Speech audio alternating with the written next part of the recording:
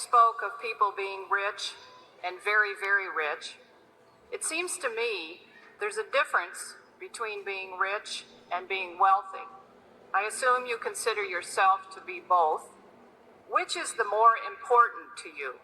We may ask you to define, I don't want to sound like President Clinton here too much, but we may ask you, if you really define the rich and wealthy so that I get the distinction, then I think we can give you a better answer on it.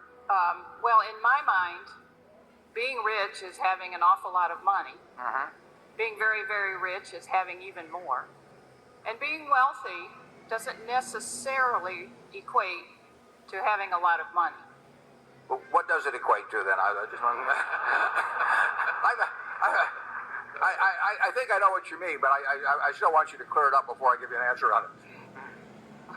Well, this, of course, is my opinion. I mean, you can be wealthy in health, for example, and I agree with you that certainly there'd be nothing you'd value more than good health for you, yourself and your family. But you go ahead. Well, I believe you're starting to get it. Have patience. No, there's no question about it. I mean, the money makes very little difference after a moderate level. I tell this to college students that I talk to. I mean, they are basically living about the same life I'm living. We eat the same foods. I mean, that I can guarantee you. And there's no important difference in our dress. There's no important difference at all in the car we drive. There's no difference in the television set that we sit there and watch the Super Bowl on or anything of the sort. There's really no difference in they've got air conditioning in summer and I got air conditioning. They got heat in winter. Almost everything. So any importance in daily life, we equate on. The one thing I do is I travel a lot better than they do. Net jets. So the travel I do a lot easier than they do. Everything else in their lives, it just I'll switch places anytime. It doesn't make any difference.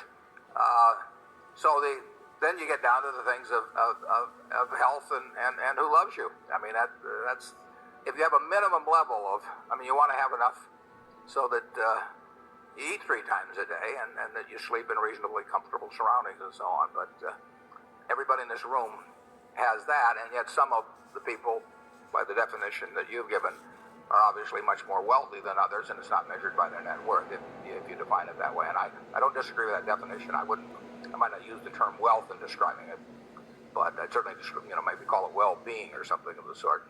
Charlie? Sure, there are a lot of things in life way more important than wealth. All that said, some people do get confused. I play golf with a man, he says, what good is health? You can't buy money with it. Did I ever tell you about Charlie's twin brother that he golfs a lot with?